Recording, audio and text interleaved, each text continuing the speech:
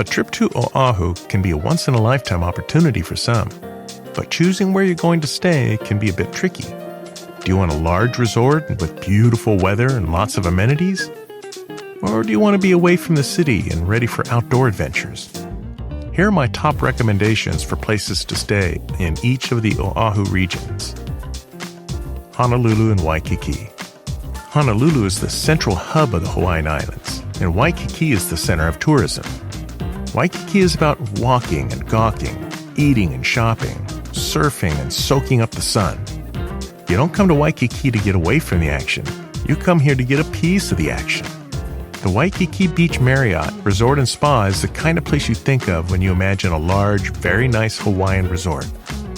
Tropical feel, open-air lobby, and a good staff. Even though it's very large, it radiates the dreamy warmth that you're looking for without seeming to be too busy. There are cultural demonstrations all the time in the center of the lobby next to the enormous wood carving telling the story of the Hawaiian people in an abstract modern style. Very striking. The Kahala Hotel and Resort is ranked among the world's best hotels, and for good reasons. This is probably our favorite Oahu resort. It has all the trappings of a big, fun destination resort without any of the annoyances like waiting in lines or crowds. The Kahala exudes a relaxed, old-world, luxurious feel. There's afternoon tea on the open-air veranda, mature gardens and grounds, and clean, well-tended surroundings. Windward, Oahu. The east side of the island is Windward, so you get wetter weather there, which in turn brings beautiful, lush vegetation. The main towns on this side of the island are Kailua and Kaneohe. Kailua is your classic beach town, though it is no longer the sleepy town it was a decade ago. There are no resorts here, but vacation rentals and B&Bs are plentiful. Two of the finest beaches on the island bless this community, and kayaking in Kailua Bay to offshore islands is fantastic, and there are some excellent restaurants. Kaneohe is the next town. The most important landmark in Kaneohe is the Kaneohe Marine Corps Base. Forget your visions of row upon row of barracks with privates running around and sergeants barking out orders. This is a charming, self-contained city with all the comforts of home. Sort of an island within an island. With the Ko'olau mountain range and fronted by a large pond filled with koi and curious black swans, it's impossible not to feel peaceful here. So here's my top and only pick for a place to stay on East Oahu. Paradise Bay Resort. So this resort is composed of 11 buildings, some waterfront, of up to 3 floors each, built on the slopes of a hill, so expect lots of steps.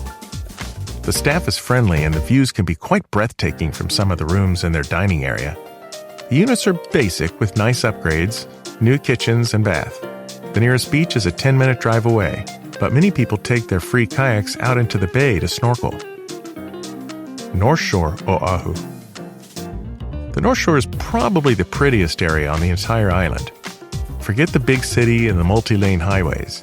This is a place with only a few traffic lights and a 2-lane road that hugs the shoreline, embracing the Hawaii of yesteryear. Along the way, you'll find yourself constantly drooling over the beaches and the mountain scenery. Turtle Bay Resort is on 5 miles of beaches. The place seems to have a low-key, relaxed vibe overall, and the staff is nice. This is the only place on Oahu where you can see the sunrise over the water, at least from April to September, and sunsets from the same location. The thing that makes Turtle Bay so great is also what hurts it. It's near the northernmost tip of the island, far, far away from Waikiki. Meanwhile, Ka'ike Beach Bungalows is a good alternative. One of the best spots to watch North Shore surfing in the winter is from their large beachfront patio with barbecues for the guests to use. All the units have a similar modern decor. Little bamboo here, a Hawaiian print there, a full kitchen but no telephones. They do a lot of small weddings here and have many repeat visitors.